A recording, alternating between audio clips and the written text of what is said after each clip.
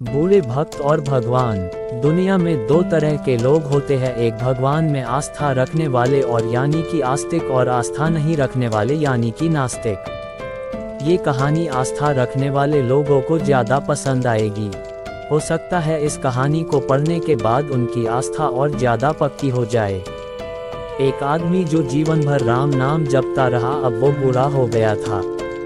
बूढ़ा ही नहीं हुआ था बल्कि इतना कमज़ोर हो चुका था कि अपनी जगह से बिना किसी सहारे के उठ भी नहीं पाता था। ऐसी स्थिति में भी उसने कभी राम नाम को अपने से अलग नहीं होने दिया। वो पूरा दिन मन में राम नाम लेता रहता। राम नाम की वजह से उसे अपनी तकलीफ़ों को सहन करने की शक्ति मिलती। बूढ़े हो चुके इस आदमी को दो बेटे थे जो उसे नित्य कर्म करने में मदद करते। शुरू में वो बिना कहे ही खुद अपने बूढ़े बाप की सहायता कर दिया करते, फिर धीरे धीरे जब बाप खुद बुलाता तब आते, लेकिन जैसे जैसे वक्त बीतता गया तो वो 2-3 बार पुकारने के बाद भी मुश्किल से आते और कभी कभी रात को ना भी आते। अब हालत ऐसी हो चली थी कि अक्सर बूढ़ा बिस्तर गंदा कर दिया करता और जब तक उसके बेटों से सहायता ना मिलती ऐसे ही गंदे बिस्तर में पड़ा रहता। बुढ़ापा बढ़ता जा रहा था, उसकी नज़रें कमज़ोर हो चुकी थी। इतनी बदहाली में भी उस आदमी ने राम नाम का साथ नहीं छोड़ा था। एक बार बूढ़े को नित्यक्रम करना था। उसने आवाज लगाई और अगले ही पल किसी ने उसका हाथ बड़ी कोमलता से पकड़ा और उसे नित्यक्रम करवाकर उसके बिस्तर पर लिटा दिया। यह अब रोजाना होने लगा। जब भी बूढ़ा आवाज देता अगले ही पल उसकी मदद करने के लिए कोई आता और उसे उसके सारे काम कराकर वहां से चला जाता। नज़र कमज़ोर हो चुकी थी, देखकर बूढ़ा उसे पहचान नहीं पाता था, लेकिन बूढ़ा जानता था कि यह उसके बेटे नहीं हो सकते और वह स्पर्श भी उनके बेटों का नहीं था। एक दिन जब बूढ़े आदमी ने अपने नित्य क्रिया करने के लिए अपने बेटों से मदद मांगी तब अगले ही पल उसे फिर से वही मुलायम वाला स्पर्श महसूस हुआ।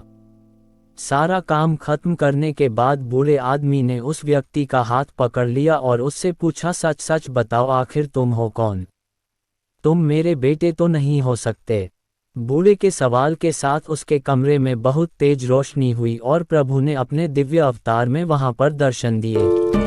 किसी भी वस्तु को बड़ी मुश्किल से देख पाता था, वही बूढ़ा भगवान के दिव्य रूप को स्पष्ट रूप से देखने में समर्थ हो गया।